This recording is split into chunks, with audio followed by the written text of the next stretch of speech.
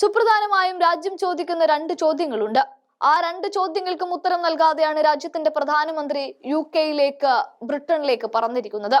ഇത്തരത്തിൽ നിർണായകമായ നിമിഷത്തിൽ രാജ്യ താൽപര്യങ്ങൾക്ക് പ്രാധാന്യം നൽകാതെ വിദേശത്തേക്ക് മോദി പറക്കുന്നത് BJPക്ക് ഒരു പുത്തരിയല്ല എന്നിരിക്കെ നമ്മൾ കാണുന്ന ഒരു സ്ഥിരം കാഴ്ചയും ഇതാണ്. മണിപ്പൂർ കലാപം ആളിക്കത്തി ജനം മുഴുവൻ വെന്തുരുകി ഇല്ലാതാകുമ്പോഴും ഈ രാജ്യം തിരഞ്ഞത് ഈ രാജ്യത്തിന്റെ പ്രധാനമന്ത്രി മോദി എവിടെ എന്നാണ്. മണിപ്പൂരുകാർ മോദിയെ കാണാനില്ല എന്ന് പറഞ്ഞുകൊണ്ട് പരസ്യം നൽകി, നോട്ടീസ് പതിപ്പിച്ചു.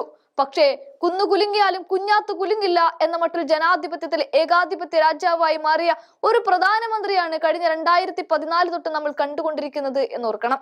എന്നാൽ ഒരു രാത്രി നമ്മുടെ രാജ്യത്തിന്റെ ഉപരാഷ്ട്രപതി ജഗദീപ് ധൻകർ മരണത്തെക്കാൾ വേഗതയിലാണ് പുറത്താക്കപ്പെട്ടത്.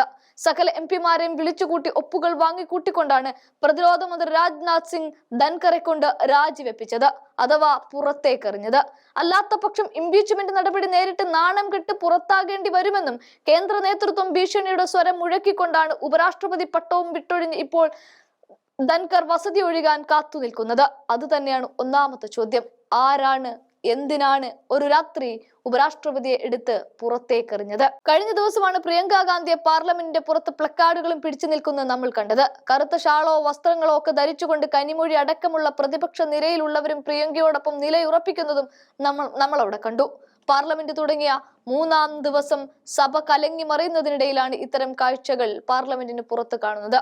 ബീഹാറിലെ വോട്ടർ പട്ടികയിൽ നടന്ന ക്രമക്കേടുകൾ കൊണ്ട് ലക്ഷക്കണക്കിന് വോട്ടർമാർ അയോഗ്യത കൽപ്പിച്ച് പുറത്താക്കുകയാണ്. എന്തിനാണ് ഇങ്ങനെ വോട്ടർ പട്ടികയിൽ അട്ടിമറി നടത്തുന്നത് എന്ന ചോദ്യമാണ് പ്രിയങ്ക ചോദിക്കുന്നത്. ഈ വിഷയവുമായി ബന്ധപ്പെട്ട് BJPയോടൊപ്പം ചേർന്ന് രാജ്യം ഭരിക്കുന്ന NDAയുടെ ഭാഗമായ JDUവിനുള്ളിലും വോട്ടർ പട്ടികയിൽ ഈ അട്ടിമറിക്കെതിരെ ശബ്ദമുയരുന്നുണ്ട്. JDU MP-മാർ ആവർത്തിച്ച് ചോദിക്കുന്നുണ്ട്, യാതൊരു പരിജ്ഞാനവും ഇല്ലാതെയാണോ തെരഞ്ഞെടുപ്പ് കമ്മീഷൻ ഈ പുതിയ പരിഷ്കരണങ്ങൾ നടപ്പിലാക്കിയത് എന്ന ചോദ്യത്തിന് മുന്നിൽ മിണ്ടാതെ ഉരിയാടാതെ വാ അടച്ചു പിടിക്കണമെന്നാണ് കേന്ദ്ര നേതൃത്വം നൽകുന്ന ഉത്തരമെങ്കിൽ പിന്നെ എന്ത് ചോദ്യം ചോദിച്ചിട്ട് എന്ത് കാര്യമെന്നേ പറയാനുള്ളൂ.